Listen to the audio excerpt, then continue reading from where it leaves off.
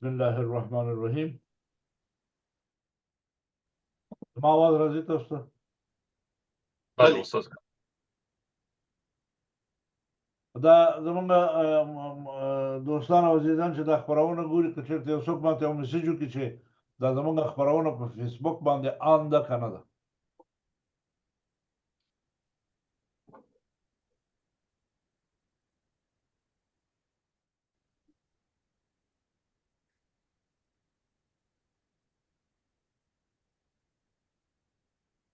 ډېرو قدرمنو لیدونکو بله آن ده محترم ډېر تشکر آن ده ډېر تشکر د محترمو ښاغلو لیدونکو د دنیا په هر کونج کې چې هستئ زموږ خپرونه اورئ د ستاسو ټولو نه مننه کوم چې زموږ دغه یو لنډې خپرونې ته انتظار مو وویست ګرچې همیش دغه واقع پیښیږي چې زموږ خپرونه د خپل اصلي وخت نه لږ ناوخته شروع کېږي. د دې په باب ټولو نه معذرت غواړم. دوستان د ژوند مسؤلیتونه د ژوند مصروفیتونه زښت ډېر شوي دي. خلک هم ډېر وخت او فرصت نه لري. کله څوک وخته راځي شي پروګرام ته، څوک ناوخته راځي. په هر صورت باندې د هغې نه ګیله نه لرو. ستاسو ټولو حضور ته د حاضر یو. او نن د 2024 کال د جولای د میاشتې 4مه نیټه ده او زموږ خپرونه د لایف په فیسبوک باندې روانه ده. تاسو کولی شئ چې په فیسبوک کې زموږ دا خپرونه وګورئ. معمولا زموږ خپرونه داسې ده چې موږ د تېرو اونۍ کې د افغانستان په باب په جهان کې ډېر مهم واقعات چې هغه د افغانستان سره په شکل د اشکالو باندې یو تړاو لري یو ځغلنده نظر یو یاداشت ورباندې کوو. بیا هغه د اونۍ اصلي او مهمه موضوع ته راځو. تېره اونۍ کې ډېره مهمه موضوع چې ټول جهان یې پسې اخیستی و، د دنیا ټوله میډیا ورباندې مصروفه وه او په هغې باندې خبرې کولې، هغه د ملل متحد درېیم کانفرانس په دوحه کې چې برخلاف د تېرو دوو کانفرانسونو د دوحې په کانفرانس کې د اسلامي امارت نمایندګانو یو هیئت هم اشتراک کړی و چې دا د ټولو خبرو هغه بنیاد او اساس چې و فقط دغه یو ټکی و چې د اسلامي امارت هیئت په دوحه کې اشتراک وکړي په دې خبرو کې دا چې د خبرو نه څه نتایج راوځي یا څه نتیجه ورکوي، څومره د افغانستان دپاره ګټه لري یا یې نه لري، دا دومره زیات قابل د بحث او دومره زیات قابل د تمرکز نه و. بلکې اساسي خبره دا وه چې طالبان یا د اسلامي امارت نمایندګان په هر شکل د اشکالو چې وي په دغه غونډه کې برخه واخلي. که طالبانو یا د اسلامي امارت هیئت په دې غونډو کې برخه نه وی اخیستی، زما په فکر باندې په شخصي نظر نه د ملل متحد دپاره د جهان دپاره دا یو ډېر لوی خجالت و. ځکه تېرو دوو کنفرانسونو کې چې برخه وانخیسته هغه کنفرانسونو قطعا نتیجه ورنه کړه، هېڅ خبره پکې ونه شوه، مطلق ناکام کنفرانسونه وو. نو که ملګري ملتونو دا درېیم کانفرانس چې په دوحه کې دوی جوړ کړی دې کې هم طالبانو اشتراک نه وی کړی، نو زما په خیال بیا د دې ځای و چې ټولو دنیا غږ کړی چې د ملل متحد دروازه نوره وتړي. دا نو په درد نه کړو. هغه اهدافو دپاره چې ملګري ملتونو سره راټول شو، دغه مؤسسه یې جوړه کړه، مطلق کې د خپل اهدافو نه دغه مرکزیت د اهدافو نه عدول کړی، بله خوا روان دی. که نه په دنیا کې ډېر بد واقعات وشو په اسرائیل او په فلسطین کې چې دا کوم حالت روان دی. ملل متحد په دې کې خپل رول نه دی لوبولی، مطلق پکې ناکام دی. کومه لوبه چې په عراق کې وشوه ملل متحد پکې ناکام شو، په لیبیا کې چې وشوه ملل متحد پکې ناکام شو. دغسې نور واقعات دي، کوم حادثات چې دغه اوس په محکوم افغانستان کې د ډیورنډ نه اخواته روان دي د پنجابیانو د خوا نه، ملګري ملتونه، جهان او ټول جهان اسلام او جهان غیر اسلام په دغه مسله کې ناکام دي. مطلق هېڅوک دغه موضوع ته دقت نه کوي، توجه ورته نه کوي. هره ورځ هلته قتلونه دي د پښتنو، مرګونه دي په پښتنو، تښتول دي د پښتنو، تباهي ده د پښتنو، مګر هېڅوک نه اعتراض کوي، نه پیشنهاد کوي، نه څوک پرې بحث کوي، نه څوک پرې خبره کوي. دا یوه لویه غمیزه ده. په هر صورت خو په عموم کې یا په مجموع کې داسې سړی ویلی شي چې اسلامي امارت په دوحه کې دا لوبه ګټلې ده. دا چې نتایج ورنه راځي که نه راځي، په ډیپلوماسي او سیاست کې د امارت غړو ډېر ښه رول ولوباو او د دغه لوبې نه موافقانه او کامیابه راووته. لویه کامیابي د دوی دا وه چې د دوحې غونډه د طالبانو د اجنډا یا د اسلامي امارت د اجنډا په مطابق جوړه شوه. د ملل متحد پکې قطعا بله اجنډا نه وه، هېڅ شی هم پکې نه. دا اوس دلته ډېرې برخې دي د دې خبرو، هر اړخ دی. بل اړخ دا دی چې د ملګرو ملتونو ته د غونډې هیڅ ارزښت نه درلود غیر د دې نه چې دغه خپل نوم او حیثیت وساتي بس خلاص نور بل پکې شی نه و هېڅ هم پکې نه و اما طالبانو پکې خپل اهداف لاسته راوړل په هر صورت باندې لویه خبره چې په دې کې هغه دا وه چې ټام ویسټ د امریکا خاص نماینده د افغانستان د مسلې لپاره په دوحه کې د امارت اسلامي د ډلې سره د بعضې کسانو سره د هیئت د رئیس سره لیدلي دي او د هغې نه تقاضا کړې وه چې دوه امریکایان چې دا اوس هم د طالبانو سره په افغانستان کې بندیان دي چې هغه خوشي کړي رینا امیری هغې شخصا د اسلامي امارت د هیئت د رئیس سره مستقیما خبرې کړې په دې باب باندې او د هغوی نه دا غوښتنه کړې ده چې دا دوه کسان خوشي شي ښه دا ډېره قابل د غور ده دومره لوی کنفرانس دایریږي د افغانستان په مسله باندې او هغه خلاصه کېږي د دوه امریکایانو په خوشي کېدو باندې هلته به نور تعهدات شوي یا به نورې خبرې هم شوي دي چې افغانستان سره به اقتصادي کومکونه کېږي تاریاک به د منځه وړي دا هغه تکراري خبرې دي 40 کاله نه را دې خواته روانې دي دا اساسي خبرې نه دي چې د افغانستان په درد وکړي اساسي مسایل هغه وو چې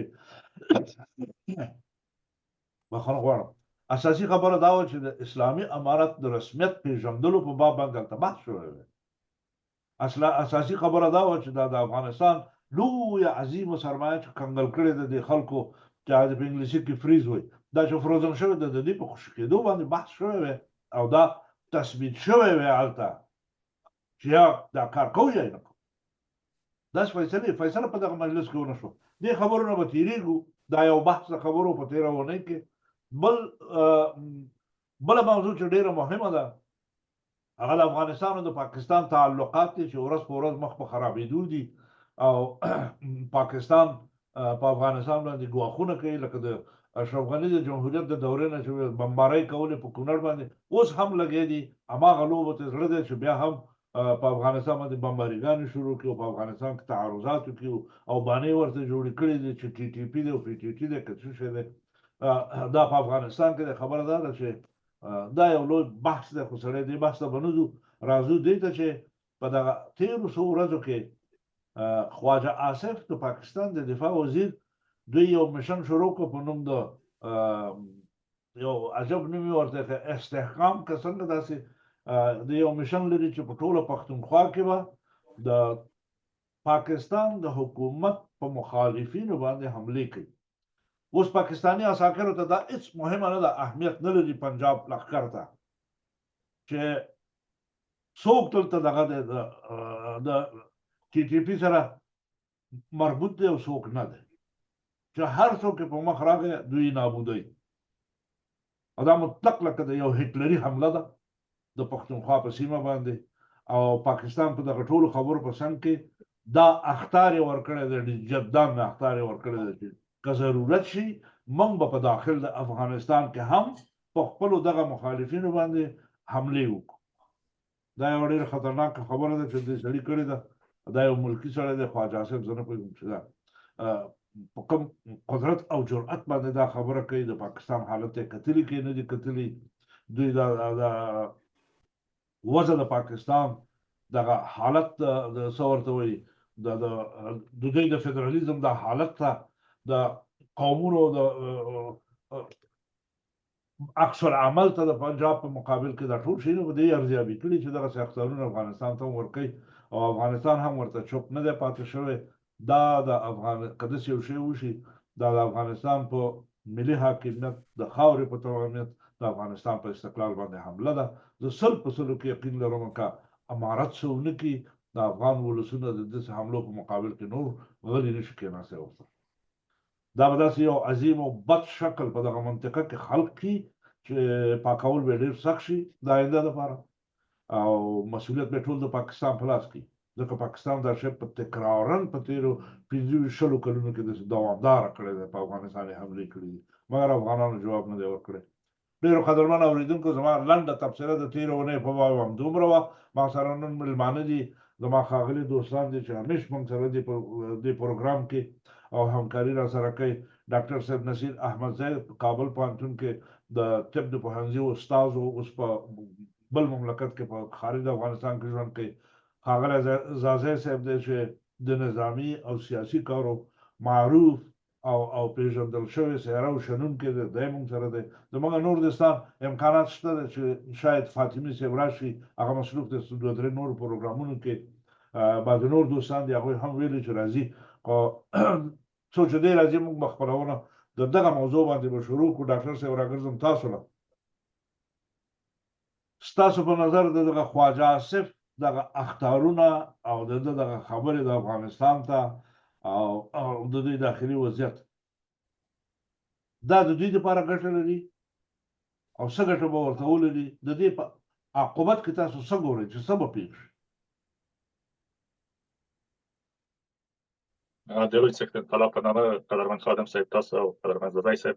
همدارنګه قدرمنو لیدونکو ته خپل نیکې هیلې وړاندې کوم. ګورئ، د پاکستان شرایط لرونکی سیاست د افغانستان په قبال کې د 50 کلونو راهیسې د افغانستان د خلکو په مقابل کې تل د نه ستړېدونکې هلې ځلې کړې دي او دلته دوی سیاسي او نظامي اهداف لري. طبعا چې کله چې موږ د پاکستان او مخلوط د شاته د انګلیس همغه عقدې چې په 1919 کال نه کله چې غازي امان الله خان د افغانستان استقلال اعلان کړ، هغه عقدې چې په نحو د انوا تر ننه پورې د افغانستان د ملت او د ولس نه غواړي هغه کې غچ واخلي. خبره دا ده چې ښاغلي آصف د پاکستان د یو د وزیرانو څخه دا ادعا کړې ده، نه تنها دی مخکې له دې نه هم څو سیاستوالو دا ګواښ کړی چې موږ په افغانستان کې خپل نظامي عملیات پیل کړو او دا عملیات ته موږ هغه ته اجازه نه لرو. ده یعنې ضرورت نه بولو چې د افغانستان له زمامدارانو څخه اجازه واخلو. زه دغه څرګندونې له دوه بعدونه څېړم. اول دا ده چې ښاغلی آصف یا دوی نور سیاستوال باید دا خبرې وکړي. هغه په دې معنا چې دوی دلته لاسپوڅې لري او په همدغه لاسپوڅ په وسیله باندې خپل هېواد یې پرې ویجاړ. او یا کله چې تاسې د جمهوریت سقوط ګورئ، دغه کسانو بالاخره سر له کوم ځای نه راووتل، همالته له پاکستان راووت. او دا هغه کسانو چې د وطن په ویجاړولو کې دوی کلکونه وجود درېدی، د پل پلچک او نور شتمنۍ عامه په ویجاړولو کې دوی ډېر افتخار کوي او وایي چې موږ دغه کارونه وکړل او په خپلو خانو کې دغه مډالونه کړلي وو. نو کله چې ته داسې لاسپوڅې لرې، نو طبعا تا ته دغه جرأت پیدا کېږي چې زه باید په دغه هېواد کې یا د دغه هېواد په مقابل کې داسې څرګندونه وکړم. اما له بل لورې نه ګوره، پاکستان په اسلامي او له بل طرف نه کلتوري او فرهنګي نظر نه افغانستان سره ډېر نږدې دی. اما متاسفانه د دوی سیاسون هغه څنګه چې د افغانستان تېر نظام یا خلکو ورته حوصله درلودله او هغه ګاونډیتوب یې ورته کول، ګاونډیتوب اسلامیت ته احترام درلوده، متاسفانه دوی نه لري. له بلې لورې نه تاسو ګورئ، کله چې برهان الدین رباني د افغانستان زمام په لاس کې نیسي او د دوی د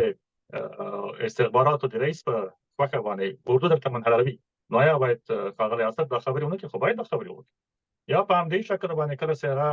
ځان ته خاص مشاور ټاکي، خو طبعا هر څوک که زه اوسم د پاکستان په ځای باندې دا خبرې کوم.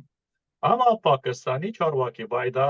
یاده ونه باسي چې دغه د ګاونډیتوب او د اسلامیت احترام چې څنګه افغانانو درلوده دوی نه لري. هغه په دې معنا کله چې د ډاکټر نجیب الله نظام و هلته فکر کوم زازی صاحب په نظامي کس په دې موضوعات باندې بهتر نه پوهېږي، یو ډېر مجهزه اردو هم د تجهیزاتو نظر نه هم د قوی نظر نه د منګه لاس کارت د پاکستان دوړې دی هوا کولی. د منګه هغه نظامي ځواک په یو ورځ کې کولی چې پاکستان ته بل مخ راچپه کړي او دا قدرت او توان هم و. ولې د افغانستان زمامداران د دوی په عنوان باندې چې دوی مثل دا کمونستان دي یا دوی بیډین دي، درالې چې دوی نه که مسلمان ول او که پښتانه ول او د ګاونډیتوب په اصولو باندې پوهېدل. اما هېڅکله دوی دا کار ونه کړ. هغه په دې معنا چې د ویلې ته ګاونډی ده، موږ به تعامل ورسره وکړو، موږ به د خبرو اترو لار نه راسو. در حال چې دوی مستقیما مداخلت وکړل، دوی مستقیما د موږ زیربنا یا زموږ تاسیسات ویجاړول. ولې دغه پاس او دغه حوصله مندي په موږ کې وه. نن متاسفانه چې ښاغلی آصف او د دوی نور زمامداران دغه بې مسوانه ګواښونه کوي او د دې عواقب ته متوجه نه دي دغه شعر په یاد لاړم چې وایي گر ندانی غیرتی افغان یم چون به میدان آمدی میدان یم درسته ده سفیدن د افغانستان نظام په تقریبا 150 کال راهیسې واته زمونږ نظامی قوا د پاکستان د پرتله په مراتب ضعیفه ده هم د تجهیزاتو له نظر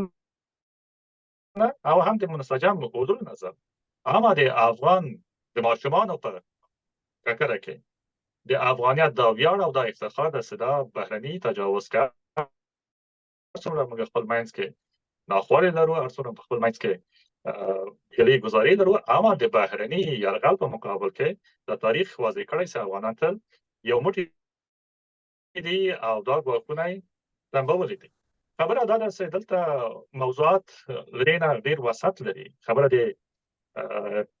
پی ټي ټي نه ده بلکې د ټي ټي پي نه دی خبره دا ده چې دلته پاکستان یا د پاکستان پنجابي نظام د پښتنو د شتون نه دوی یاد لري حراس لري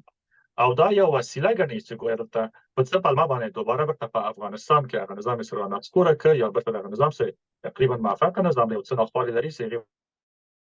باندې څوک سرګې نشي پټولی لکه د کار ستونزې دي چې هغه هم په بهرني مؤسساتو یا دونرو باندې ولاړ ده او یا هم د نجونو د ښوونځي موضوع دا موږ تل غندلې ده او دا باید کارو د نظام منفي ټکي دي ولې روی هم رفته یا باثباته نظام ده زه مطمئنم که چې د پاکستان عجولانه یا بدون له محاسبې نه کوم اقدام وکړي د فعلي نظام به یو ګواښونکی ځواب ورته ورکړي که چیرې فعلي نظام تعامل کوي یا لکه د جمهوریت وخت غوندې زموږ کونړې هره ورځ په توپو باندې هغه کوه ویشته در حال چې هلته امریکایانو سره د امنیتي تړون هم امضا شوی متاسفانه چې نه دولت ته کار کوو او نه هم ناټو چې هلته امنیتي تړون هغوی هم دغه چون دا یو هغه دی تعرض دی حریم باندې تعرض ده هغوی هم هلته اقدامونه دا په دې معنی اوس هلته متاسفانه زمامداران هغه نور صادق نه ول زمامداران فقط هغه لاسپوڅي اوس د خپل جیب لپاره د خپل څوکۍ لپاره یا د خپل قوم خبرې لپاره او یا هم واضح تر دا وایم د نورو استخباراتو لپاره کار کوي اما نن ورځ تعامل کاملا فرق کړی ده که پاکستان په دې فکر او خیال اوسي چې زه بیا هم په افغانستان کې اوبه خړې کړم او ما یې ونیسم دا فکر کوم هغه وخت او هغه دوران تېر شوی ده او افغانان په دې موضوعاتو باندې سر خلاص ده که چیرې احیانا پاکستان داسې اشتباه وکړي د دې عواقب به په منطقي کې نه تنها د افغانستان او د پاکستان د سرحد کې کړکېچنې شي هلته د کشمیر موضوع ده د بلوچستان موضوع ده ایران افغانستان هند او دا یو ډېر خطرناک زنګ منطقي بخصوص د افغانستان او پاکستان هند او ایران ده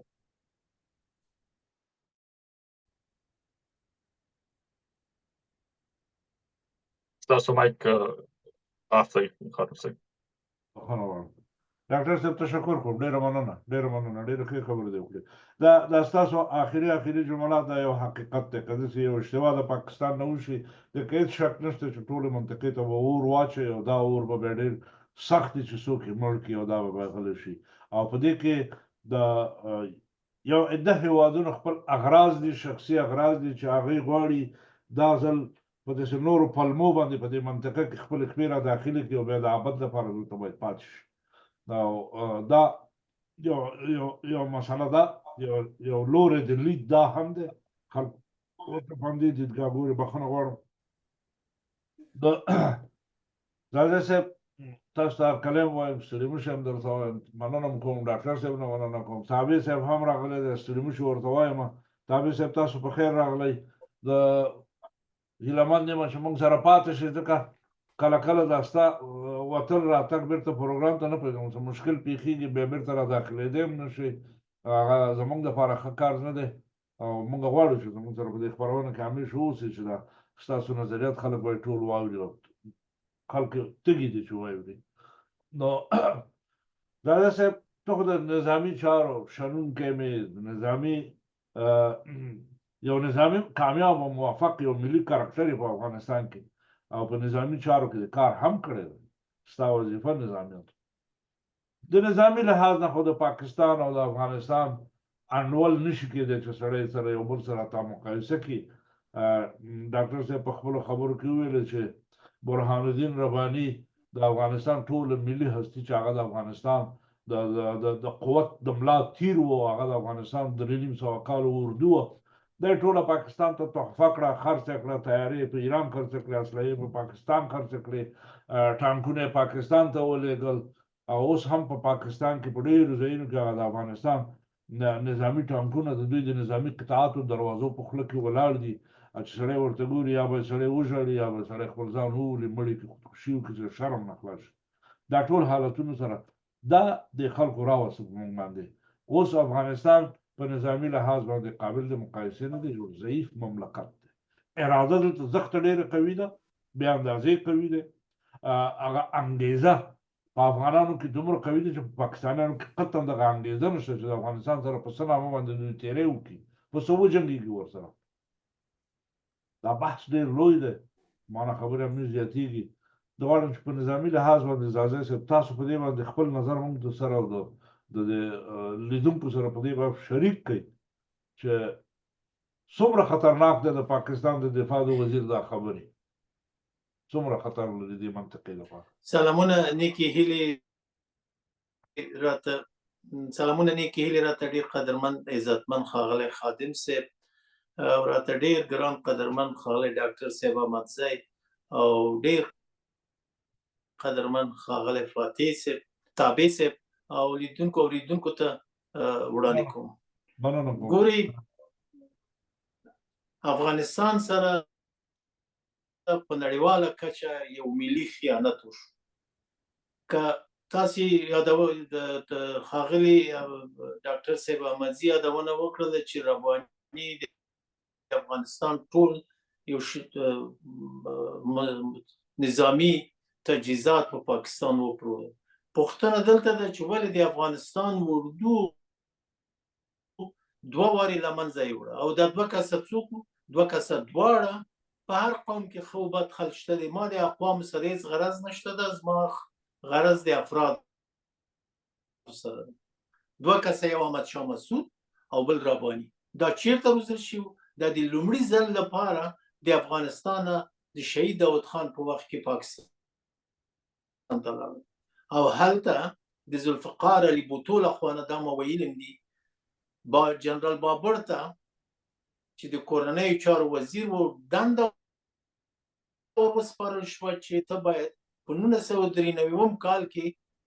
د ډیورند د کرښې قرارداد پوره کیږي، ته باید هغه کار وکړې چې په افغانستان کې بې ثباتي رامنځته کړي، چې تر څو ونه کولی شي د ډیورند کرښې مسله په نړیواله کچه مطرح کړي، په خپل افغانستان غوښتنه وکړي. دا هغه ملي خیانت، ملي جنایت و چې دغو دوو کسو بیا د دوی پسې وروسته رباني د افغانستان پاکله ترسره کړو. دلته ټولې دا لوبې چې په دې پاکستان کې په دې سیمه کې روانې دي، دا ټوله پلان شوي لوبې دي چې دوی په دې سیمه کې تعینې. تاسې وګورئ، پاکستان 4 ګاونډي لري: هند، چین، افغانستان، ایران. د یو ګاونډي سره د ښې اړیکې نه لري. همدا اوس د پاکستان جمهور رئیس شهباز شریف تللی د تاجکستان ته. تاجکستان څوک ده؟ اصلي دښمن د پښتنو ده. شهباز شریف څوک ده؟ پنجابیان څوک دي؟ اصلي دښمنان د پښتنو دي. د دوی هدف په دې سیمه کې چې دا اوس امریکایان هم راغلي دي د پاکستان د ملیشو سره په خیبر پښتونخوا کې نظامي تمرینات کوي. علت یې څه ده؟ علت یې دا ده چې دوی غواړي هماغه د انګلیس د وخت نه دوی پوهېږي چې پښتانه څوک دي، اما متاسفانه بدبختي دا ده چې په پښتنو کې یو شمېر سپږې ورږې دي چې هغه دغه ستر قوم پښتون په نړیوالو سیاسي مارکیټو کې پلورلی دی او پلوري، او د یوې کڅوړې کلدارو ډالر لپاره. دغه تمرینات چې اوس امریکایان دلته کوي، دلته ستر خطر پاکستان ته روان دی. دوه هدف دي: یو، دوی غواړي چې پښتانه هم په کوزي پښتونخوا کې هم په افغانستان کې له منځه یوسي، او له بلې خوا دا هدف دا ده چې دغه 4 ګاونډي هیوادونه د پاکستان پر ضد امکان لري چې پاکستان تجزیه شي. دا 100% سلو کې د امکان لري د نظامی له لحاظه تاسو په خپل ولیدل موږ چې ونی ما خبره کوو دا یو شمیر هغه سیاسي شنون کې چې نه عقل لري نه شعور لري او نه په سیاست باندې بلد دي هغه خلک بیا راځي ډاکټر نجیب ملامتوي موږ باندې ټاپي ولګولې کمونیست ده او کافر ده او دا داسې ده او داسې ده مګر هماغه شهید ډاکټر نجیب په وخت کې همدغه پاکستان د پاکستان 11مه فرقه د ګلبدین رباني احمد شاه مسعود سره په ننګرهار کې برید ونه کړو دغه پاکستان ته په څه شکل سره شکست ورکړو یوازینی خطر چې په دې سیمه کې موجود و هغه د افغانستان د اردو نه موجود و چې په دې سیمه کې تر ټوله قوي اردو او ټوله هیوادونو ډاډ ورته کول مګر بدبختانه هغه جنایتکاران چې پاکستان کې ورزل او هغه راغلل افغانستان د خاور سره سم کو افغانستان تبا کو تاسو وګورئ د امدغه سبقت الله مجددي ورور هغه ول چې کله رباني پاکستان ته راغی موږ د دې لپاره خیرات ټولولو د دې ژوندانه لپاره مګر اوس ما پښتنه دی رباني نه ده چې دا دومره پیسې به کومه نه کړل دلته د افغانستان په بولس باندې ډېری ناروا بشري لوبې شوې دي زما هغه ګمدانن چې هر څوک هر څه وایي لاس خلاصه دی هغه خبره توره آزاده ای پښتونه که غواړې چې په نړۍ کې تجزیه د نړیوالو لخوا نه تجزیه نشي دربدره نشي لکه چې تر نن ورځې پورې دربدره شوی هغه یو شمېر پښتانه چې ځان ته پښتانه وایي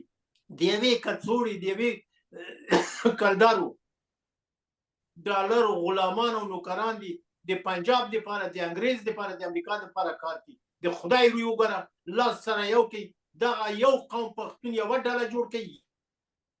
یو مشر تعین کوي تر څو نړۍ ته ثابته کوي چې دا قوم ته څوک ماتې نشي ورکولی لکه چې د احمدشاه بابا په وخت کې افغانستان یو تاریخي افغانستان و امپراتوري وه پرېږدي دا خبرې په یو بل باندې نیوکې په یو بل باندې تورونه لګول دا ټوله د استخباراتو کړي دي چې یو د بل څخه پیسې اخلي ما د ښاغلي مجاهد خبرې هغه عالمانه ویناوې چې د دوحې په غونډه کې ترسره کړه خپل قدرت یې څرګنده کړو هغه قدرت په دې معنی چې ارجنده یې د مجلس په خپله وټاکله او ملل متحد یې دې ته مجبوره کړو چې د طالبانو خبرې ومني اوس زموږ د هر افغان دا تاریخي مسؤلیت او رسالت ده د دې لپاره چې د افغانانو شهامت ټول نړۍ ته معلوم ده همدغه طالبان کوم دا اوس په همدغه افغانانو باندې د شمال نه تر جنوب نه د شرق نه تر غرب وکړي غرب وکړي چې پاکستان پر افغانستان باندې غواړي چې بیا یرغلونه وکړي باور په خدای وکړي چې د دبۍ سره به دوی په پښو منډي وي پاکستان ته خدای وکړي چې دا خو 15 میلیونه اردو لري چې 10 میلیونه اردو لري ما په پاکستان کې ولیدل په پنډه کې یو نظامی نظامی وسلو ډیپو ور واخیستلو باور په خدای وکړي چې ټول اسلام آباد د اسلام آباد نه وتښتېدل دومره بې همته دومره بې غیرته دي چې 4-5 ډزه همدغه د افغانستان ور باندې وشي ولا پېښور خو څه کوي چې اسلام آباد او پنډې خو څه کوي دا ټوله به سند او کراچۍ ته تلي موږ باید نوره په افغانستان کې ملي یووالي ملي وحدت ته هڅې وکړو نور چې هر څوک خصوصا دغه شمالي ډلوالي والله باور وکړه چې همدغه شورای نظار د پنجشیر دغه چې مهاجر د ګلاب او د سیلاب نه راغلي دي کازما واک وای همداسې چې مهاجر راغلي وو همداسې به په موټرو کې کېنولي وای بیرته به هماغه ګلاب ته لېږلي وای چې ځه لاړ شه ستا د هغه پلار نیکه ځای کې چې هملته پیدا شوی چې په خپله ریګستاني اعتراف وکړلو چې ما از ریګستان ګلاب هستیم نو بد کوي چې ته دلته راغلی د افغانستان په سرنوشت لوبې کوي غټ خیانت چې وکړو نن وکړلو چې دا 2 میلیونه دغه ګلابیان افغانستان ته راولېږل او اوس د افغانستان دپاره خنډ ګرځېدلي دي دا صاحب خبرې دې ډېرې ښې خبرې دي ډېره مننه کوم دغه افغانستان او دغه مهاجر قومونو باندې چې موږ خبرې کوو چې دوی مهاجر راغلي دي په هر صورت چې وي همدا په دې وطن کې اوسېدونکي دي زه ستاسو خبره بالکل تاییدوم خو زما نظر پکې لږ تفاوت لري او تفاوت پکې دا دی چې موږ د داسې نظام لپاره ضرورت لرو چې د افغانستان په ټولو قومونو کې ټول هغه خلک چې په هر قوم پورې مربوط وي د دې وطن سره د اسلام سره د دې ملت سره د دې وطن د ویاړونو ملي ګټو د دې وطن د تاریخ او افتخاراتو سره خیانت کوي، همدا ستا خبره باید پرې تطبیق شي. یا د دې وطن کړل شي یا په همدې بخښنه غواړم ډېره خادم صاحب یا په همدغه وطن کې د دې وطن د قوانینو پر اساس باندې محاکمه شي، تثبیت د جرم چې وشي هغه جزا ورته ورکړل شي چې په تاریخ کې به څوک داسې ونه کړي. مګر تاسو داسې حکایتونه ډېر اورېدلي دي چې دلته او هلته په دې ملک په هغه ملک کې چېرته چې دا مخبران ونیسي د خپل وطن هغه په جزا رسوي. په امریکا کې ډېر کسان ونیول شو څو کاله وړاندې، هغه روسیې ته مخبري کوله، د اروپا ته مخبري کوله، خپل امریکایانو هغه یې ونیول، هغه ټول مجازات شو قانونا. مګر په افغانستان کې دا فقط لکه د استخباراتو منډۍ لکه مسلخ هلته د ټولې دنیا استخبارات پکې دي، ښه پیژني خلک چې دغه د فلاني ملک مخبر دی، هغه د فلاني ملک مخبر دی، څوک پکې پښتون دی، څوک پکې تاجک دی، څوک پکې هزاره دی، څوک پکې ترکمن دی، نر غوندې ګرځي د هغې خلکو په زور باندې، ولاکه څوک ورته غږ هم کوي یا څوک ورسره خبرې هم کوي. موږ پیژنو، ډېر کسان پکې پیژنو دغسې حالاتو سره دغه دي. دا یو قوي نظام خادم صاحب انشاءالله. اجازه ده مهرباني وکړه خادم صاحب. ګورې ما په خپل یاري مرکې کې یاري خبرې کې ویلې دي چې زه د افغانستان ټول اقوامو ته په ډېره درنده سترګو ګورم. زما د سترګو تور د زړه سر دي. ما هدف افراد ده. په هر قوم کې ښه او بد خلک شته دي. وخت چې یو قوم یې که یو ډله یو ټپل د دغه هیواد تمامیت ارزي او د دغه هیواد هغه ستر قوم پښتون پر وړاندې دغه جنایتونه ترسره کوي، نو زه څنګه دغه خلکو ته حوصله وکړم؟ څنګه د دوی سره تعامل وکړم؟ څنګه د دوی سره تفاهم ته ورسېږم؟ دا وطن چا وران کړو؟ دا وطن د امریکایانو سره چې دوی راغلل په افغانستان باندې برید وکړو، څه لوبې دوی په افغانستان کې وکړې، څومره پښتانه دوی ووژل. که ماته سل واره دوی ووایي چې دا پښتنو باندې چې نوم ایښی دی چې دوی فاشستان دي، زما له نظره فاشستان دوی وو چې د پردیو یرغلګرو هېوادو په وسیله یې پښتانه په افغانستان کې د خاورو سره سم کړل. ام کوز املر اوس یې ټي ټي پي ورته پلمه کړې ده. اوس د افغانستان اردو نظام یې داسې د خاورو سره سم کړو چې همغه دوه پیسې پنجابی اوس راځي افغانانو ته اخطار ورکوي. موږ تاسې خو د 500 کالو ژوندی تاریخ زموږ په وخت کې پاکستان یو جرأت لرلو چې افغانستان پر وړاندې دغسې خبرې وکړي، دغسې حرکت وکړي، یا وزیر دفاع دا کار وکړي. همدغه ذوالفقار علي بوټو د داود خان لاسونه مچې نه کړل، وایي ما ته د پلار حیثیت لري، زه ستا مشورې ته ضرورت لرم، زه د دغه پاکستان مشر یم. د دې دپاره همدغه ضیاءالحق په څومره احترام سره داود خان ته ولیدل، مګر موږ په خپله دغې واړو ډلو ټپلو دا وطن د خاورو سره سم کړی ده. زه خو هیڅ نه وه دلیل یا منطق د دغو یو شمېر سیاسي شنونکو چې د پښتنو پر وړاندې سپکې ورکې کوي، خبرې کوي، په اشتین عمر باندې کې په دې افغانستان کې د بې اتفاقۍ او بې اتحادۍ د بې اعتمادۍ ته لمن وهي. دا ټوله د دغه هیواد دښمنان دي. موږ باید نوره په افغانستان کې ملي وحدت رامنځته کړو. په افغانستان کې باید ملي ستره غونډه جوړه شي تر څو دا ټول اقوام په هغو کې برخه ولري، نړۍ ته ثابته کړي چې همدا موجوده نظام د بهبود لپاره دا افغانان کار کوي. د دغو هغه پاتې کېده په افغانستان کې باید کار وشي. نوره د طالبانو لپاره کوم بدیل الټرناتیو وجود نه لري چې یو بل څوک الټرناتیو همدغه شورای نظر ده او ګلبدین ده او رباني ده او سیاف ده او محقق ده. اوس تاسې محقق ته وګورئ د ده په د جرأت سره چې دی د هغه په غونډه کې وایي چې موږ غواړو چې طالبان د بد کار نه راوړو، اصلاحي لارې ته یې راوړو او په افغانستان کې یو ګوشه کې ځای ورکړو. خدای روی وګورئ دا څوک ده چې اوس دغه ستر قوم ته دغسې خبره کوي؟ دا زمینه چا ورته مساعده کړې ده؟ رانه خفه دي څوک نه شي. په شرف د هغه پښتون لعنت کوي چې دغه پښتنو د تباهۍ دپاره د نورو اقوامو سره ځانونه یو ځای کړي. ډېره بخښنه غواړم. مننه. زه صاحب ډېر تشکر کوم. زه د نننۍ خپرونه کې د داسې یو نتیجې ته رسېږم چې اسلامي امارت ته ضرورت دی چې په قوانینو باندې کار وکړي د دوی د حکومتي نظام د استحکام لپاره د ملي یووالي د جوړولو لپاره په افغانستان کې د اقتصادي انکشافات او د ټولو خبرو لپاره دوی باید په قانون جوړولو باندې کار وکړي او قوانین وضع کړي او قوانین جوړ کړي دا ستاسو د خبرو په استناد زه دا وایم که چیرته په افغانستان کې دغسې یو قانون را پیدا شو چې څوک د دې ملک د ملي ګټو په خلاف د دې ملک د جغرافیې په خلاف د دې ملک د ملي حاکمیت په خلاف د دې ملک د قوانینو په خلاف د دې ملک د ملي یووالي په خلاف د دې ملک د اساسي قانون په خلاف د نورو خارجي ملکونو په ګټه باندې اعمال اجرا کوي په داخل د افغانستان کې ویناوي کوي نشرات کوي خبرې کوي یو قوم د بل قوم په ضد باندې تحریک کوي په تلویزیون کې په مقاله کې په اخبار کې دوی لپاره باید اسلامي امارت کې څه موجود وي دا قانون باید زر تر زره پاس کی دا ضرورت دی په افغانستان کې د قومونو د یو ځای کولو لپاره زه ستاسو خبره بالکل تاییدوم زازه صاحب چې په افغانستان کې ډیرو خلکو د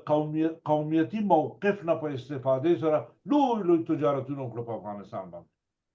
ځکه تجارتونه د پاکستان سره دوی مخبرانو د ایران سره دوی مخبرانو د روس سره دوی خلکو هر چا سره تړلي د ټولو ځین نظام ته پیسې ټولولې او دا قومونه یو بل سره اچولي دا تاریخ دا شی نه لیکي دا قضاوتونه راځي خو دا یو ضرورت دی چې موږ یادګیرنه وکړو لکه څنګه چې ټوله دنیا ټول افغانان وایي چې طالبان باید قانون سازي وکړي اساسي قانون باید جوړ کړي حکومت ته دغه حالت نه چې سرپرست ته خو راغلی کابل دیونو ستا د سرپرستۍ ضرورت څه شی دی چا درته وویل چې ته سرپرست دی د دې حکومت تر سره دی د افغانستان په ټوله جغرافیه باندې د حاکمیت شته فرامین دې چلیږي اوامر دې چلیږي ادارې ستا په اختیار کې دې چلیږي ستا د سرپرستۍ ضرورت شي ولې سرپرست په دې خاطر سرپرست چې قوانین نه لري قانون اساسي نه لري د جهان سره د تعاملات مخ په کېدو دي او په پراخېدو دي دا ټول هغه چانسونه دي چې اسلامي امارت باید د دې نه استفاده وکړي ډېر تشکر کوم تابع صاحب ته ستړی مه شئ کریمزی صاحب ته ستړي مه شئ کومه کریمزی صاحب د افغانستان د سیاسي شنونکو او د یو لیکوال او د مجرب شخصیت په حیث باندې یو څرګند ښاغلی دی په افغانستان کې ټول خلک پیژني په تېر نظام کې په ډېرو ښو موقفونو کې کار وکړ او د افغانستان د ملي منافعو د افغانستان د ملي یووالي لپاره په افغانستان کې د ځوان قشر د تربیې په خاطر باندې لکه د نورو خلکو په شان خواري کړي تابع صاحب همداسې ټوله دنیا اوس پیژني تابع صاحب ستاسو په تعارف کې زه ډېرې خبرې نشم کولی دغه خپلو لیدونکو ته غواړم دا خبره وکړم چې تابع صاحب د افغانستان دغه ډېرو لوړ ژورنالیستانو نه دی طلوع تلویزیون سره په یو زمانه کې ډېر کار کړی دی او یو ایالتي مشرتوب هم په افغانستان کې تېر کړی زه تابع صاحب تاسو ته سلیم شوم تا خو به دا ټولې خبرې اورېدلې زموږ د غونډو خبرې به دې اورېدلې غواړم ستاسو نظر باندې پوه شو چې خواجه آصف او افغانستان ته اخطارونه او اخطار ورکول چې دوی په داخل د افغانستان کې راننوځي او بمبارۍ به وکړي دا به څه بد غوبل جوړ کړي په دې منطقه کې څه حالت به راتلو چې دغسې اشتباه دی وکړي نو وخت ستاسو سره دی تابع صاحب مهرباني وکړئ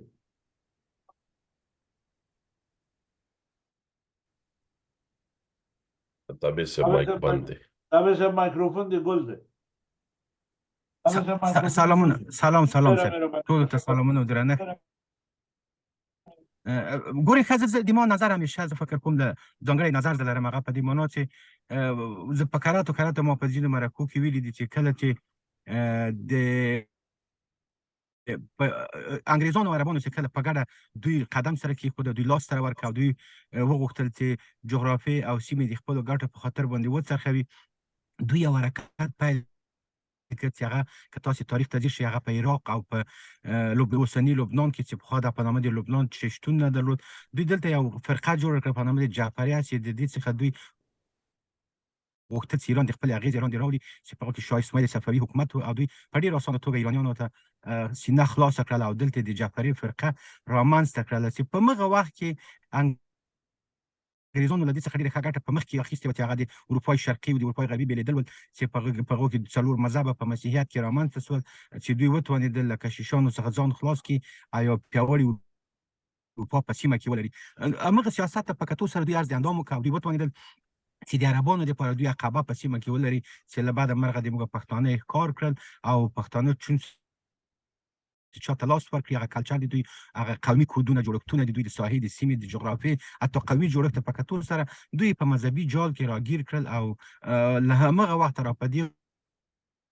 خو د کله د ایرانیانو لپاره پای ټاپ ټاپ کله د انګریزانو لپاره د خپلو ګټو په خاطر باندې دوی ښکار کړل او په جګړه کې ښکیل وساتل چې په هغې کې بیا ډېر واړه غټ غټ پلانونه برنامې ولې چې دوی څنګه په مذهبي وساتي دوی ته څنګه ځینې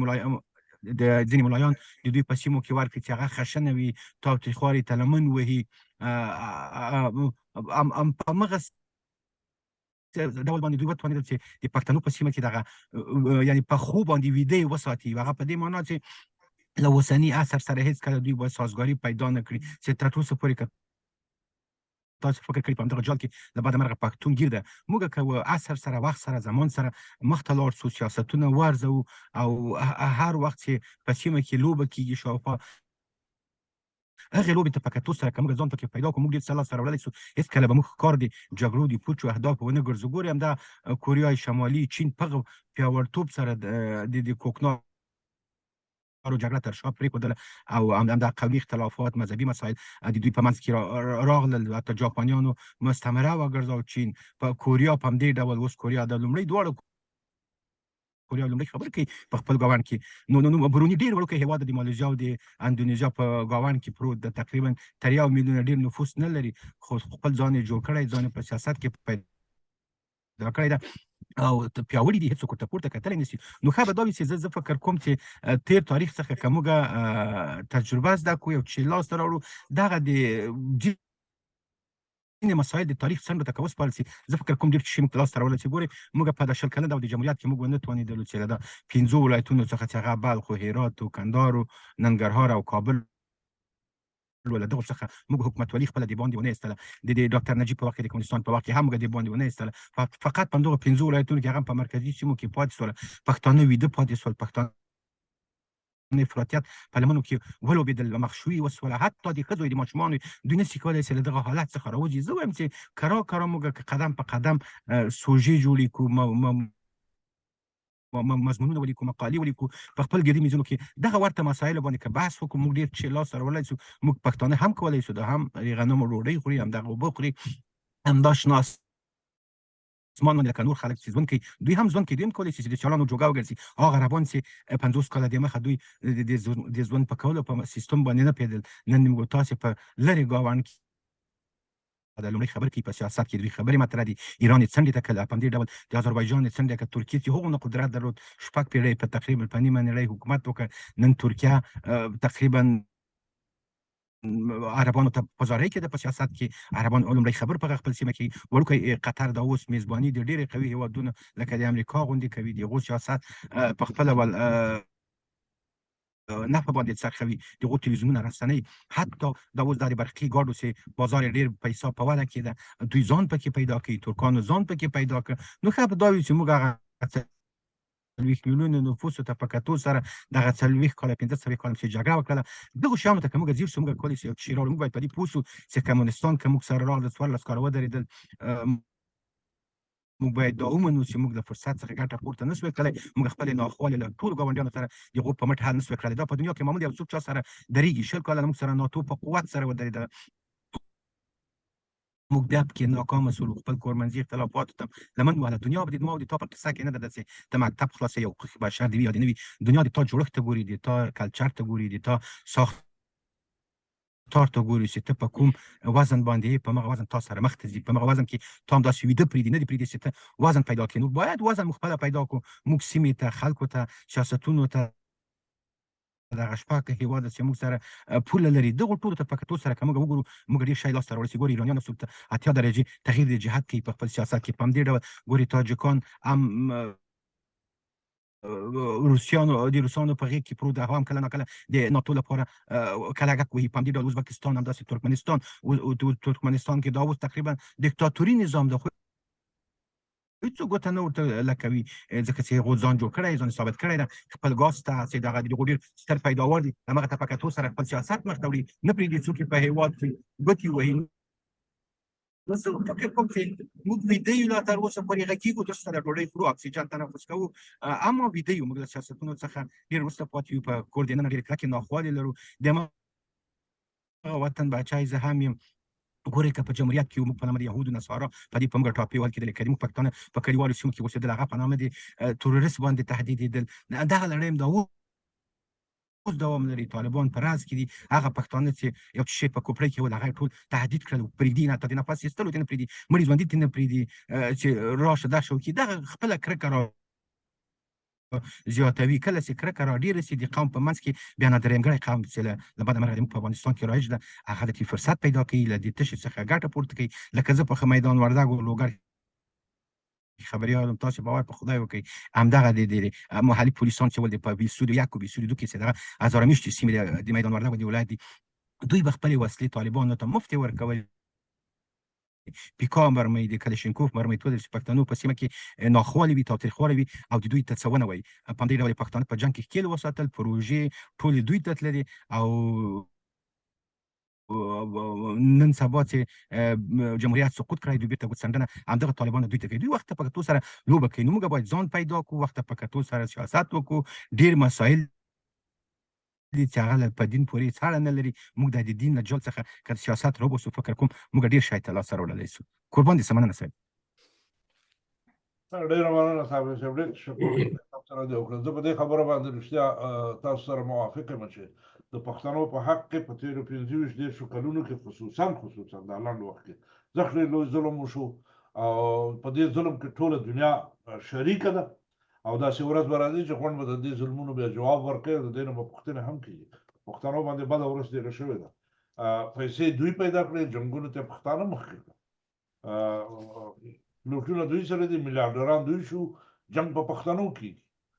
مکتبونه او پوهنتونونه دوی په ولایاتو کې دي، او د پښتنو په سیمه کې مکتب بند دی، جنکۍ مکتب ته نشي تللی، د پوهنتون هلکان تهدید لاندې دي، خلک پکې نیول کېږي. څه شی دا ټول شیونه 150 کلونو نه را دې خوا ته د پښتنو په مناطقو کې جریان لري. خو د دې هغه لوی عامل او دلیل دا یوه خبره کېدای شي چې په دې کې هغه ممالک او خارجي مملکتونه او د دوی استخبارات لاس لري چې هغوی د پښتنو خیر او فلاح نه غواړي. دا موږ له فرق نه کوي که دا زموږ نږدې همسایه دی او که لرې همسایه دی. کریمزی صاحب تاسو ته هرکلی وایم، ستړی مه شئ، په خیر راغلی. مننه، سلامونه او احترامات. مهرباني، کور دې ودان. پروګرام په آخرینو دقایقو کې تقریبا تاسو تشریف راوړئ، یو نیم ساعت یا 20 دقیقې به پاتې د پروګرام. زه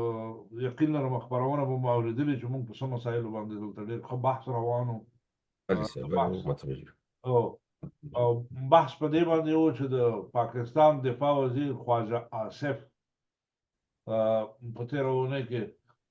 دوی هغه کوم مشن چې پاس کړه د پاکستان په پارلمان کې نه خو بلکې د پاکستان په اردو کې هغه مشن یې پاس کړی دی چې د پښتنو په ټولو مناطقو کې خصوصا په سرحدي صوبو کې دې ځایونو کې به دوی نظامي عملیات کوي چې ټي ټي پي سره مجادله وکړي او ټي ټي پي د منځه یوسي او ختم کړي. او دا خبره چې ډېره خطرناکه او مهمه خبره ده، په میډیا کې ډېره ښکته پورته شوه او خلکو شاید پرې ډېرې خبرې کړي یا به یې نه کړي، خو زموږ دپاره، زموږ د ګروپ لپاره، زموږ د پښتنو لپاره دا خبره خطرناکه ده چې حتی خواجه آصف ویلي دي چې که ضرورت شي موږ په داخل د افغانستان کې هم صرفه نه کوو، ورننوځو او په ټي ټي پي باندې حملې کوو. یاره که دغسې احمقانه اشتباه پاکستانیان او پنجابیان وکړي، ستاسو د نظر نه دا به څه پېښېږي په دې منطقه کې؟ پاکستان له به څه پېښ شي؟ افغانستان له به څه مشکلات جوړ شي؟ په منطقه کې به څه یو حالت را پېښ شي؟ مسؤلیت به د چا په غاړه؟ ډیره مننه خادم صاحب محترم، زازه صاحب او نورو دوستانو ټولو ته احترامات. زه په خپل وار سره د یو موضوع تاسو ته باید ذکر کوم چې پاکستان که د افغانستان ته د نظامي ننوتلو یا د نظامي مداخلې اوس کوم ګواښ کوي دا نوي الفاظ او نوي کلمې نه دي. تقریبا په افغانستان کې چې وروسته د روسانو د وتلو نه هر نظام راغلی دی په خپل هره مرحله باندې په هر نظام کې که هغه 5-6 نظامونو موږ او تاسو شاهد یو چې تغییر او تبدیل شول. په هر نظام کې دوی په خپل یو شیوه دا کار کړی دی، مداخله کړې ده. سیاسي پلو خو دوی همیشه دا کوشش کړی چې خپل یو لاس ناستی یا دوی جوړ کړی نظام هلته مسلط کړي، بیا چې په هغې نه دي توانېدلي لکه مخصوصا په دغه د جمهوریت په دورو کې د دوی د ارمان لږ داسې نیمګړی پاتې و چې نړۍ د افغانستان د نظام تر شا ولاړه وه. نو بیا په هغې کې کوشش کوو چې داسې کلیدي ایجنټان ولري چې په کلیدي ماموریتونو باندې هلته د هغوی په توسط باندې خپل اهداف دوی ترسره کړي یا اهدافو ته ورسېږي چې کوم د دوی د پاکستان د بقا یا د پاکستان د ساتنې لپاره د دوی اړتیا وه. تر یو حده پورې په هغې کې کامیاب شوي دي، خو په داسې اندازه نه وه لکه چې په نورو نظامونو په تېرو نظامونو کې چې د مجاهدینو د خوا نه هغه یو اداره رامنځته شوې وه د حضرات صاحب او بیا د استاد رباني او داسې پسې دغه اوله دوره د طالبانو. په دې اوس موجوده وضعیت کې چې د طالب یو سرپرست نظام تر لاسه کړی دی د یو تعهد د یو معاهدې په اساس باندې، په دې کې دوی خو په هماغه ګمان او په هماغه باور باندې وو چې زه د طالبانو خو زموږ د مدرسو نه یو صادر شوی قشر دی او دوی به هماغسې تابعدار او اطاعت کې پاتې شي. هغه د نړیوال استعمار یا د انټرنیشنل اسټابلیشمنټ چې ورته موږ او تاسو وایو د هغوی برنامه کې دا بحث نه و چې طالب دې دا پاکستان ته دومره په اطاعت او پابند امر پاتې شي. دلته ډېر داسې مسایل د طالبانو د خوا نه باید ترسره شي چې امارت اسلامي د خوا نه البته چې هغه کې به د پاکستان ګټې لږ یو څه متضررې وي. نو هغې د جملې نه یو دغه د طالبانو د پاکستاني طالبانو پټنځای یا پناهګاه یا ټریننګ مرکز ته چانس ورکول په سیمه کې. نو اوس خو موږ او تاسو خو په ظاهره باندې د مطبوعاتو د لارې نه او د مطبوعاتو د مخې نه خبرېږو چې طالب پاکستاني طالبان چې کوم دي د دوی دپاره د امن پناهګاه د پولې هغه غاړه دغه شوې ده، مساعده شوې ده او پاکستان هم دغسې په یو اندازه بریدونو کې دا ثابته کړې ده چې واقعا د دوی دغه مخالفین خواته میشت دي. نو اوس که خواجه صاحب غواړي چې اخطار ورکړي، د دې اخطار نه مخکې چې دوی دا په دې تقریبا 30 کالو کې د بمباریانې چې کولې د پولې په هغه اړه هغه ولې نظامي مداخله نه وه یا د تېر نظام په مقابل کې د دوی د پولې حتی چې سیمې خاردار ورته نړیوالو پیسې ورکړي چې دا خپل سرحد وتړي، هغې معنا خو دا نه وه چې دوی غوښته چې د پاکستان دپاره دغه برید دغه خط پوخ کړي. هغې هدف د دغه سیمې خاردار د مالي مرستې ورکولو پاکستان ته دا و چې د افغانستان کې د هغوی مداخله مخه ونیسي، چې یعنې هغه واک یې ورته د پولې ور وسپارو چې تاسو دا پوله قوي کوئ چې دا ترورستان حمل و نقل نشي کولی. نو باوجود د دې هم د دوی دغه عمل او دغه د انساني جنایتونه چې په ټارګېټ شوټینګ یې هم د پولې هغه غاړه کولو هم یې دې غاړه کولو، دغه پښتون ملت پکې دواړو خواو ته ډېر سخت متضرره شوی دی. زموږ چون موږ هم یو سرحدي ولایت پورې تړاو لرو، هغه د خپلې سیمې وزن موږ ته معلوم دی چې د دې پاکستان د فوج د میشتو قومونو د پولې هغه غاړه او دې غاړه څومره سترې هستیانې د خپلو اهدافو دپاره د ملت نه واخیستل او په مختلفو پیښو کې مثلا ځان مرګي وکړي یا په ټارګټ شوټینګ په مختلف شکل باندې د وژلو دا اعمال دوی کړي دي هغه ټول نظامي اعمال وو هماغه هم د دې وزارت دفاع هم د دوی استخباراتو د لارې ترسره کېدل دا داسې ګونګه موضوع نه ده دا هم نړیوالو سره مستنده پرته ده او هم د سیمې کې د هر سړی په دې شاهد دی چې دا پېښې د کمې نه کېدلې اوس د دوی دغه د نورولي یا د نورولي مسعود د دې طالبانو مشر چې دی پاکستاني طالبانو دا خو طبیعي خبره ده دغه هم د یو د مدرسې نه او د یو تعلیمي مرکز نه فارغه شوی دی چې دغه مدرسو دغه تعلیمي مرکزونه اکثر د دې طالبانو د امارت اسلامي د رهبري هم دغه شوی د هغه شخصي روابطو په اساس به دوی حتما یو څه سلام کلام ولري خو د افغانستان طالبان داسې کوم پلان نه لري چې د سیمې هغه اړه د پاکستان په ضد باندې اعمال وکړي ځکه چې دوی په خپل مثبت تصویر نړۍ ته ښودل غواړي د امارت اسلامي مشرتابه چې نړیوال پرې کوم انتقادونه کړي دغه یو د مکتبونو په موضوع باندې دوی په خپل وزن پوه شوي دي چې که موږ چېرته د نړیوالو تعاملاتو یا د سټنډرډونو پابند پاتې نه شو نو موږ څومره محرومېدی شو نو دغه خو بیا نظامي مسایل دي که خو انسانان وژل کېږي اوس په وړمه ورځ باندې یو سناتور وژل شوی دی په باجوړ کې چې نیم قوم یې د پولې نه دې غاړه پروت دی په مومندو کې دا ماموندو کې دا د مروري ولسوالي او نیم قوم د دغه سناتور د پولې هغه غاړه پروت دی نو اوس په دغه یو شخص په وژنه باندې موږ پوهېږو چې دغه سیمه څومره خوځېدلې ده څومره پرې متاثره شوې ده نو دغسې جنایتونه خو ځاله داسې نه ده چې هغه اړه اغېزه کوي اوس که دا طالبان وژلي که هر چا وژلي یا د خپله د پاکستان حکومت وژلي خو اغېزې هغه عاطفي اغېزې د پولې نه دې غاړه په افغانستان کې هم شوې ده ځکه قوم پرې دغه شوی دی دا سړی ډېر داسې ولسي او داسې په مسایلو کې داخل سړی و په قومي د قوم په اساس باندې انسانات یې لاره پیدا کړې نو دا مسایل چې دي د وزیر داخله په فرمایش باندې په 2001 کال او په 2002 کال کې د طالبانو د پاکستان د طالبانو او د امارت اسلامي د افغانستان د طالبانو ترمنځ یو څو جرګې مو شولې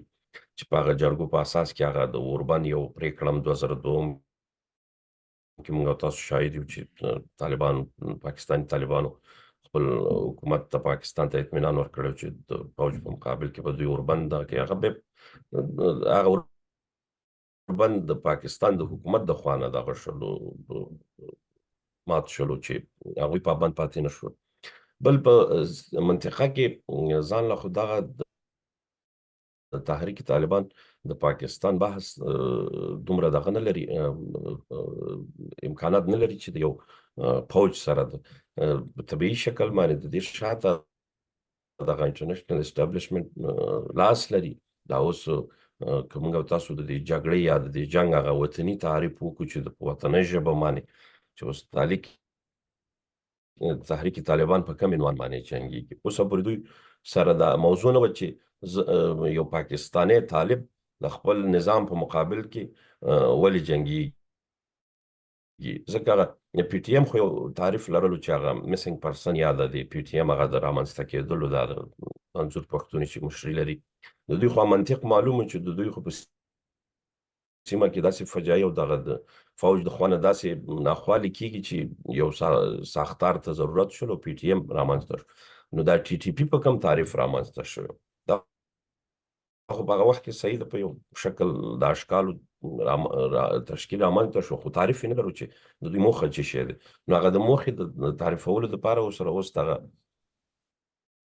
انټرنیشنل اسټابلیشمنټ ښه کومک وکړلو چې هغه جهاد یې ورته یو نو مشروع کړلو چې د امریکایانو په دغه کې ورسره هغه تربیوي قرارداد امضا کړلو چې دا ټرینینګونه ورکوي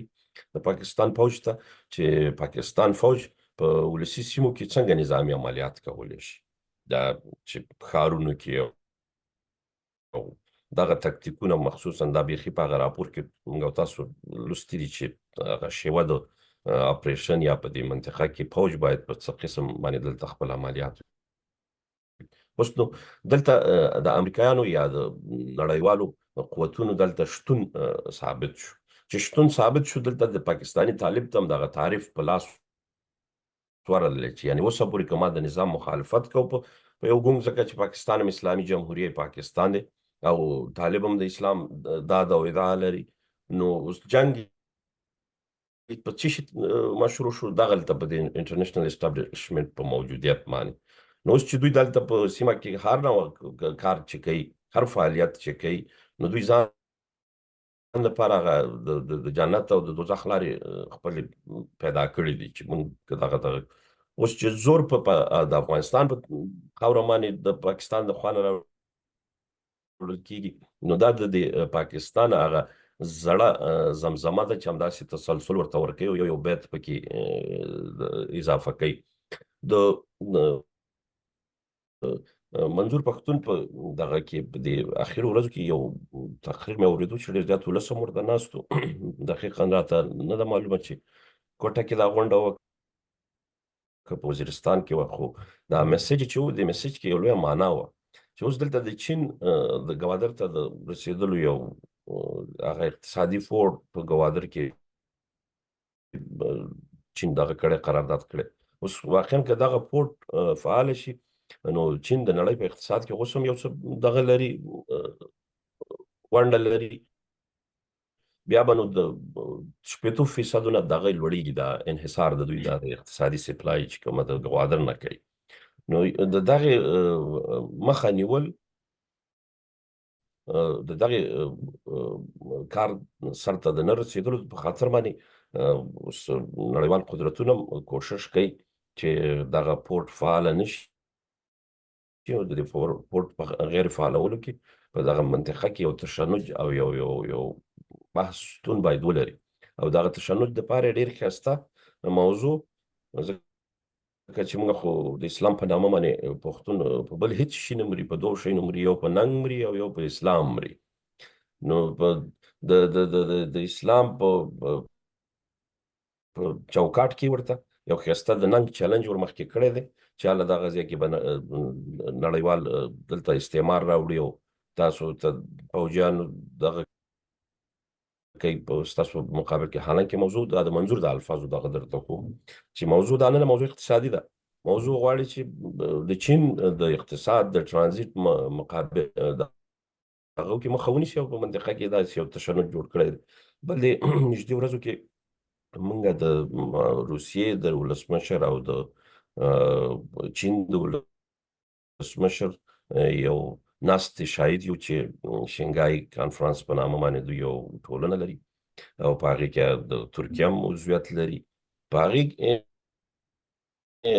د چین ولسمشر او د روسیې ولسمشر پوتین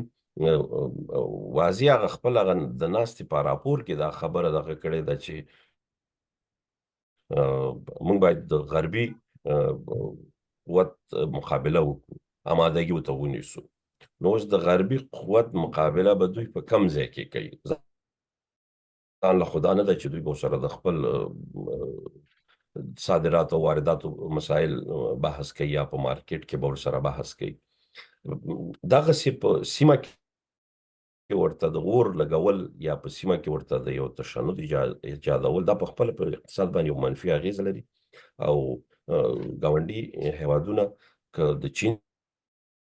دي او که د روسیې دي ټول د دې شي نه متاثره کېږي اوس دا موضوع په دې نږدې ورځو کې به موږ یو د لوی تغییر شاهد اوسو دغه د دوحې طالبانو ګډون د دوحې په دغه کې غونډه کې اوس د دې غونډې هغه موجوده ایجنډا خو دومره د افغانستان او د عام ولس پورې دومره دغه نه لري ربط نه لري خو دا پروسه چې همداسې تداوم پیدا کړي نو د دې اول خو طالب حاضر نه و چې بحث ته کښېني ځکه هلته خپل کاسر شان ګڼل چې دغه ټولنو مدني ټولنو سره او د ښځو سره چې موږ کښېنو دا خو زموږ خپل خلک دي او دوی موږ سره ولې نه کښېني چې موږ ورځو په دوحه کې د یو دریب میز په دغه کې کښېنو نو اوس دغه تسلسل شروع شو دا پایله وشوله د نړیوالو سره د دوی د ناستې او نړیوالو هم ډېر ښه خیر مقدم وکړلو مخصوصا جرمني د دوی دغه جرأت چې طالبانو وکړو چې دوحې ته راشي جرمني خپل اعلان وکړل چې موږ په خپل سفارت باندې هلته دغه کوو د پرانیستې باندې کار کوو نور هم داسې ملکونه چې مثلا ډېر زیات په دې نړیوالو مسایلو کې دخیل دي هغوی هم داسې خپلې ارادې او کومکونه وکړل چې د افغانستان سره بیرته یو نوه بشري مرستې یو سیاسي تعاملات آهسته آهسته شروع شو خو په شرط د دې چې طالب هم دا جرأت وکړي د دې مسایلو ته د ننوتلو ځکه اوس ملل متحد که موږ ته ورکوټی ښکاري که غټ ښکاري خو یو نړیوال پروتوکول دی او په دې کې نړیوال دخیل دي او طالبان بیچارهګان د دې موجوده وضعیت کې که دغه اړتیا درک نه کړي او دا ضرورت په دې وخت کې احساس نه کړي چې د نړیوالو سره باید همغږي شي نو دا به دوی یو طلایي چانس د لاسه ورکړي او نړیوالو ورته ډېره ښه توجه او مثبت انګېزه تر اوسه پورې دغه کړې ده ښودلې ده او امید همدا دی چې ځکه که طالب که په زور باندې یا په ټوپک باندې د ساحنې نه لرې شي نو بیا به غره ته جګېږي بیا به ترې راتلونکی نظام چالنج وي او په تکلیف به وي لکه دا 20 کاله چې دا موږ مظلوم افغانان په تکلیف اوس نو که په سیستم کې دننه وساتل شي که سیستم کې دننه وساتل شي نو کم از کم دغه د راتلونکي نظام مخالفتونه خو به کم وي او طالب هم اوس یو تعداد هغه سیولایزیشن او هغه نړیواله ژبه زده کړې ده کابل کې خو موږ او تاسو ارتباطات لرو د فابلونو د شخصي روابطو په اساس مو ډېر معلومات ترلاسه کړي دي چې دا اوس هغه طالبان نه دي چې کوم په تېر دوره کې وو یا د جمهوریت په وخت کې څه شکل تصویر شوي اوس ډېر داسې متمدن حرکتونه کوي داسې د ازادۍ او دغه چانس فرصت ورکوي نو معنا دا چې د خلکو سره خبرې کېږي خو په شرط د دې چې دغه ناستو ته دوی دغه ورکړي مشروعیت ورکړي او ګډون پکې وکړي شکر مهرباني ډېره مهرباني ستاسو خبرې ټولې ښې خبرې دي ما واورېدې زه دغلته یو څو جملې لرم زموږ د پروګرام وخت کم دی زه یوه موضوع زه غواړم چې په هغې باندې یوه رڼایي واچوم چې هغه د پي ټي ټي خبره ده او د افغانستان او د پاکستان ترمنځ دا اختلافات دي زه یو ځل بیا تکراروم د پاکستان دفاع وزیر باید په خپلو خبرو باندې فکر وکړي او د خپلې خبرې ترمیم کړي باید کنې د دې خبرو نه حتی ډېر مشکلات پېښېږي ځکه د یو مملکت لوی زعیم لکه دغه د وزیر دفاع هغه د خولې نه چې دغسې خبرې راوځي دلته افغانان ورته تحریک کېږي او افغانان د خپل ځان د ساتلو دپاره د خپل ځان د دفاع دپاره شاید ډېرو نورو مسایلو ته ډېرو شیانو ته لاس ور واچوي بیخ د خبرو دا دی چې ټي ټي پي دا د اسمان نه یو راغورځېدلی نهضت یا حرکت نه دی دا په خپله پاکستانیانو جوړ کو مشرف جوړ کو او دا چې کله جوړ شو زما ښه په یاد دي موږ په ټلویزیونونو کې ولیدل چې دا د کوم ځای نه جوړ شو څنګه راغی بیت الله مسعود د خپلو ملګرو سره په ډېرو ځایونو باندې حملې وکړې او دوی غوښته چې د یو د هغه مخربینو مخه په دې باندې ونیسي چې هغوی غوښته پاکستاني نظامونه پرې خراب کړي پاکستان نظام خراب کړي مګر برعکس مشرف د وزیرستان او د بلوچستان د پښتنو هغه لوی قتل عام وکړ ما یوه ویډیو کتلې ده د پاکستان نه ماته رالېږل شوې وه دا ویډیو یو کسټ و هغې کې بیت الله مسعود کتل کې د پښتنو په شهیدانو باندې ګرځي د هر یو سر ته درېږي او مخ راواړي او مشرف ته وایي چې ای مشرفه 200 کالم چې تېر شو په اسلام آباد کې ولا کرامه خلاص شو زه به د دې مړو انتقام درنه اخلم ټي ټي پي ستا تولید و تا جوړ کو ستا مخالفت یې وکړه تا د بلوچ ستر رهبر اکبر بګتي د غره په منځ کې د غار کې دی وویشته په توپونو په راکټونو مړ دی که شهید دی که په تا کې د زعامت ګنجایش او صلاحیت موجود وی دغه ټول اختلافات ټولې خبرې په خبرو حل کېږي بلوچستان د صوبې سرحد ټول پښتانه دا د پاکستان نه کوم غلطې تقاضاوې نه لري هغه وایي ته زما په اوږو په بل چا ډز مه کوه زما د وجود نه ځان مه تغذیه کوه او که زما د وجود نه ځان تغذیه کوې اول باید زه خپل ځان موړ کړم بیا زما نه چې څه پاتې شو هغه به تاله درکړم دا یو فدرالي نظام دی زما دغه ټولو خبرو ته چې ګورم زما د چرچل یوه خبره یادېږي چې هغه وایي تاسو لږ خلک د لږ وخت لپاره غولولی شو دا یو حقیقت دی په تاریخ کې د دې خبرو ثبوت پاکستان ټي ټي پي تا جوړ کړ ستا دښمن شو امریکا خمیني د راوست ستا دښمن شو امریکا بوشه جنرال نورینګ د په پاناما کې راوست ستا پسې ټوپک جوړ صدام حسین د تقویه په عراق کې پتا باندې مسلط شو لیبیا کې د لیبیا د قذافي ملاتړ وکړ بیرته ستا دښمن شو دا په دنیا کې ډېر مثالونه دي دا ډېره ښه خبره ده لږ خلک د لږ وخت لپاره تاسو غولولی شي د انسان فطرت ازادي خوا دی د انسان فطرت ناسیونالیست دی دا ناسیونالیست معنا چې ده دا په غلط باندې تعبیر نه کوي خلک چې دا به نورو ځایونو ته وړي دا لوی یو بحث دی په دې باندې حاضر یم که څوک غواړي ورسره خبرې مو کوو دا به څرګند کړو دا د انسانانو فطرت دی د فطرت مخالفت د خپل ځان مخالفت دی پاکستان ته د فطرت مخالفت کوي ته د خپل ځان مخالفت کوي اخري جمله مې دا ده چې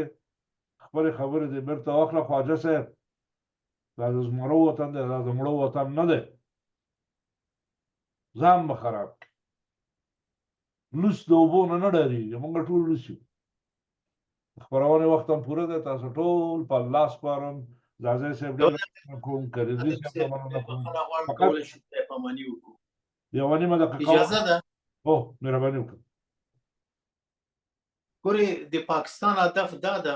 زه همیشه په خپله خبره باندې کلک ولاړ یم او تر اخره پورې بیداري چې هغه دغه ستر قوم پښتون په منطقه کې کمزوري کړي او مختلف بد نامونه ورباندې کېږي که ټي ټي پي ده که د طالب په نامه ده که د هر څه په نامه ده دا په خپله د پاکستان ګناه ده چې دا لوبې ځان ته منځته کړي د دې لپاره چې نړیوال متوجه کړي د نړیوالو نه د تروریزم په نامه باندې بیرته پیسې واخلي مګم اوس طالبانو په دوحې غونډه کې خپل غږ پورته کړو لکه چین او ویتنام چې په نړۍ کې ځان نړیوالو باندې ور وپېژندل یعنې په دې سرحد سره چې ملګري ملتونو ته هغه خپل قدرت وښودل اوس زما غږ په دې ټولو افغانانو باندې عمومي او بیا خصوصا په پښتنو باندې دا ده چې ورونو سر لننه د خپل پښتون پر وړاندې مخالفت مه کوئ هغه څوک چې د دغو ډلو ټپلو سره یو ځای شوي دي خپلې کوي او د افغانستان او د ستر قوم پښتون د یووالي ملي وحدت لپاره یې راپاڅوئ نوره په نړۍ کې په دغو نړیوالو هیوادو باندې باور کول لویه تېروتنه ده د دې لپاره چې همدغو ګاونډیو هیوادو همدغو نړیوالو هیوادو موږ د دغو بدبختۍ سره مخامخ کړي هر هڅه چې په افغانستان کې د دغو ګاونډیو هیوادو لخوا کېږي هغه دا ده چې دغه قوم په هر شکل سره د انګریز د هدایت په اساس د امریکا د هدایت په اساس او پاکستان ته خو بیخي دا یو جشن ده چې دوی پښتون قوم په دې سیمه کې ظاهر کړي نوره که غواړئ د خپلو نظامونو ملاتړ باید وکړو د خپل ولس ملاتړ باید وکړو نوره چاته اجازه ورنکړو چې د افغانستان په کورنۍ چارو کې مداخله وکړي زموږ هڅې باید د افغانستان د راتلونکي لپاره وي دا چې تیر شوي دي ټولو ته معلومه ده د تاریخ نه څه پټ نه پاتې کېږي دا زما وروستۍ خبرې وې بخښنه غواړم ډېره مننه ستا د خبرو په اخر کې یوه جمله زما رایاده شوه دا وایم زما مرحوم پلار دی الله وبخي جنتونه نصیب د ټولو پښتنو مشرانو سره هغه یوه خبره کړې وه ویل موږ انګریز د خپل وطن نه وویستو خو په کړکۍ بیرته را داخل شو ټولې خبرې همداسې دي ستاسو ټوله د الله ورځم په خیر او د ځاځي صاحب خبرې تاییدو یوازې پښتانه نه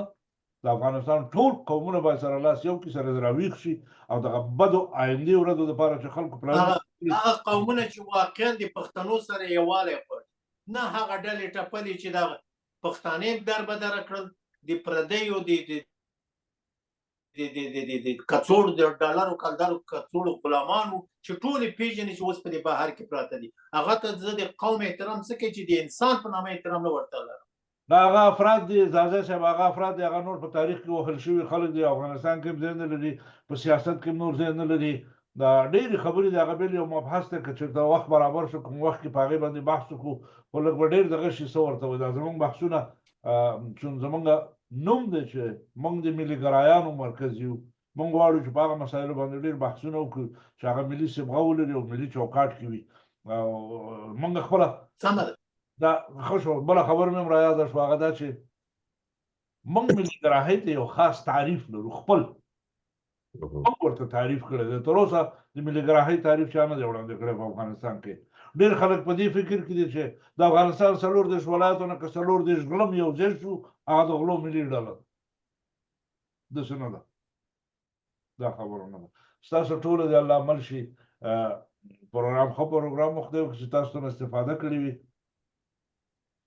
نو دلته ماته یو میسج راغلی دی چې زه د پاکستان په نظر باندې یو وړوکی نظر لرم، خو زمونږ دا میسج ډېر ناوخته را رسېدلی، وخت پوره دی. زمونږ پروګرام په دې مسایلو باندې روکیا دوامداره دی، دا خبرې راځي، موږ هر وخت کولی شو. بلې خپرونه کې که لږ وخت راشي ډېر ښه وخت به درکړو. الله مل شه، ورځ هم په خیر، شپې هم په خیر وي، او خدای دې ټولو ته د وحدت چراغونه په ټولو کورونو کې رابل کړي. الله مل. خدای په امان. امين امين. السلام عليكم. خدای په امان.